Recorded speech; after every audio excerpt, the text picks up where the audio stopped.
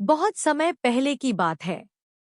एक सुंदर घाटी में एक छोटा सा गांव था जहां लोग सुख शांति से रहते थे। घाटी के किनारे एक घना जंगल था जहां एक परी रहती थी। परी का दिल बहुत दयालु था।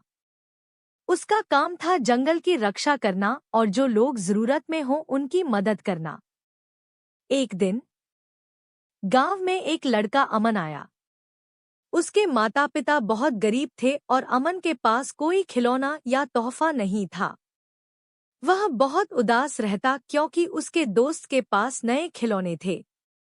अमन जंगल में बैठा सोच रहा था कि शायद परी उसे एक जादुई चीज दे दे। तभी परी की एक किरण हवाओं में चमकी और वह अमन के सामने प्रकट हुई।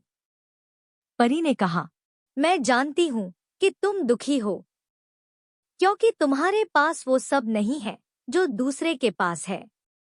लेकिन सच्चा सुख चीजों से नहीं, दिल से आता है। परी ने अमन से कहा, जंगल में एक छोटा सा गांव है जहां एक बूढ़ी औरत रहती है। उसे मदद की जरूरत है।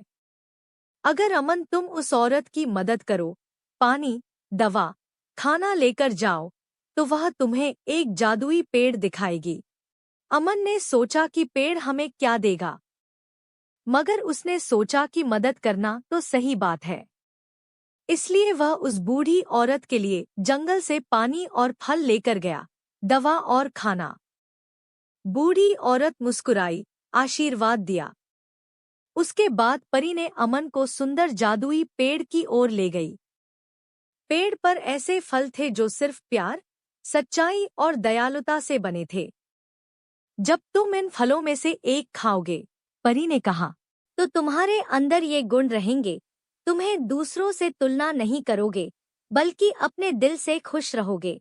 अमन ने एक फल खाया और सच में उसने महसूस किया कि अब उसके दोस्त खिलौने लाएं या न लाएं, उसकी खुशी इन चीजों से नहीं, बल्कि अपने कर्मों और दूसरों की मदद से थी। उस दिन से लेकर बाद तक अमन ने हर संभव मदद की, चाहे किसी बच्चे का दर्द सुनना हो या बूढ़े की सहायता करना हो। और जब भी अमन उदास होता, वह उस जादुई पेड़ की याद करता, अपनी परी दोस्त को धन्यवाद देता। इस कहानी से हमें यह सीख मिलती है कि सच्ची खुशी दूसरों की सहायता करने से मिलती है।